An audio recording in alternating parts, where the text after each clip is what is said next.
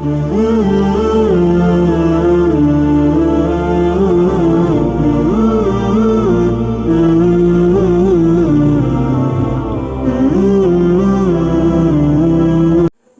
ونصلي ونسلم على رسوله الكريم اما بعد فاعوذ بالله من الشيطان الرجيم بسم الله الرحمن الرحيم ان الصلاة تنهى عن الفحشاء والمنکر آمنت باللہ صدق اللہ مولانا العظیم۔ معزز ناظرین، السلام علیکم ورحمۃ اللہ وبرکاتہ۔ اللہم صلی علی سیدنا و مولانا محمد وعلی آل سیدنا و مولانا محمد وبارک وسلم۔ صلاۃ و سلام علیک یا رسول اللہ، صلاۃ و سلام علیک یا حبیب اللہ صلی اللہ تعالی علیہ وسلم۔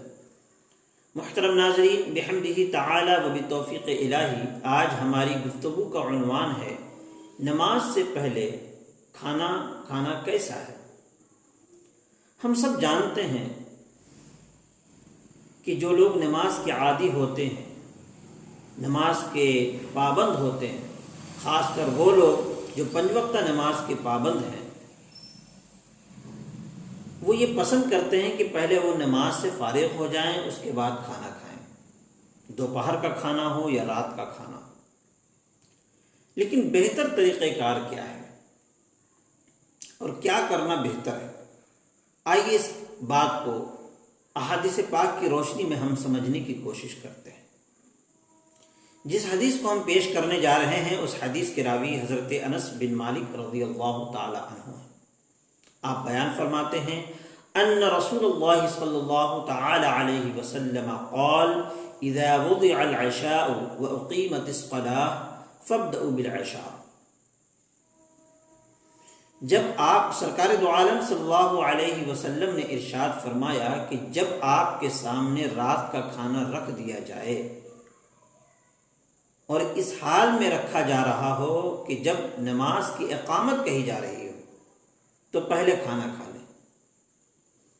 اسی سے لگی دوسری حدیث، اس حدیث کے راوی حضرت عبداللہ ابن عمر رضی اللہ تعالی عنہ، آپ بیان فرماتے ہیں قال رسول اللہ صلی اللہ تعالی علیہ وسلم، نبی کریم صلی اللہ علیہ وسلم نے ارشاد فرمایا اذا وضع العشاء واقیمت الصلاة فابدؤوا بالعشاء، کہ جب رات کا کھانا آپ کے سامنے رکھ دیا جائے اور اس حال میں رکھا جائے کہ نماز کے لیے اقامت کہی جا رہی ہو تو پہلے آپ کھانا کھا لیں۔ اب یہ کھانا کھانے کے بارے میں جو سرکار دو عالم صلی اللہ علیہ وسلم ہدایت فرما رہے ہیں، وہ کیوں؟ وہ اس لیے کہ اگر آپ کھانا نہیں کھاتے ہیں اور نماز کے قریب چلے جاتے ہیں اور بھوک آپ کو لگی ہوئی ہے، تو کہیں نہ کہیں نماز کے اندر جو خشوع اور خضوع ہونا چاہیے اس کے اندر خلل واقع ہوگا۔ علماء کرام نے لکھا ہے، جمہور علماء کے نزدیک کھانا کھا لینا مستحب ہے۔ اب بعض علماء نے تو یہ تک لکھا ہے کہ اگر آپ کو بھوک اتنی شدت کی لگی ہے کہ نماز میں بار بار بھوک کا خیال اور تصور آوے تو واجب ہے کہ آپ پہلے کھانا کھا لیں۔ تو سرکار دو عالم صلی اللہ علیہ وسلم اس حدیث پاک کی روشنی میں، اپنے اقوال کی روشنی میں، اپنے فرمان کی روشنی میں ہم سب کو یہ پیغام دے رہے ہیں کہ نماز کے اندر جب داخل ہو تو کسی دوسرے شے کا تصور نہیں آنا چاہیے۔ قرآن کریم میں اللہ رب العزت نے خود ارشاد فرمایا فَإِذَا فَرَغْتَ فَانْصَبْ إِلَىٰ رَبِّكَ فَارْغَب، جب آپ کا دل ہر شے سے فارغ ہو جائے، ہر شے سے دل آپ کا کٹ جائے، تو پھر میری عبادت کی طرف لگ جاؤ۔ یعنی میری عبادت میں جب لگو تو پھر کسی دوسرے شے کی طرف آپ کی توجہ نہیں ہونی چاہیے۔ اللہ کو یہ پسند نہیں ہے کہ کوئی بندہ مجھے یاد کر رہا ہو،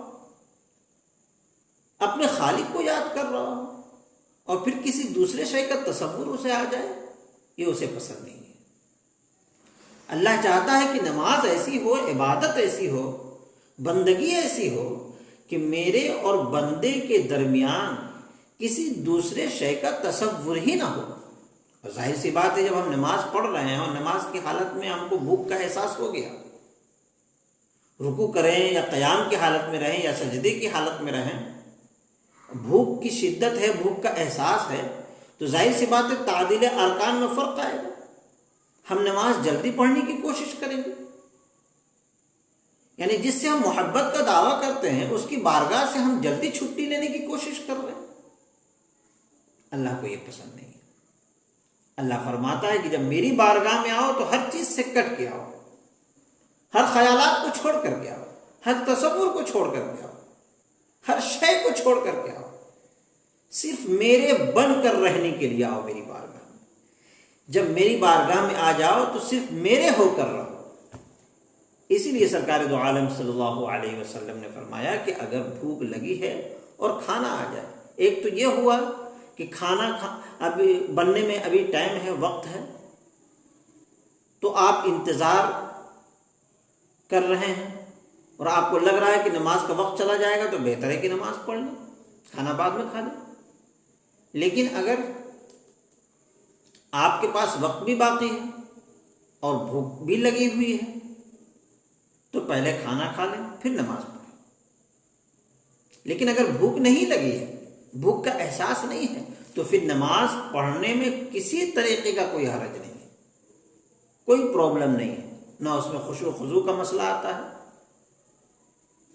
نہ کوئی اور مسئلہ آتا ہے۔ جب آپ کو بھوک کا احساس ہی نہیں ہے تو پہلے ہم اللہ کی عبادت کر لیں، نارمل آپ کے احساس رہتے ہیں۔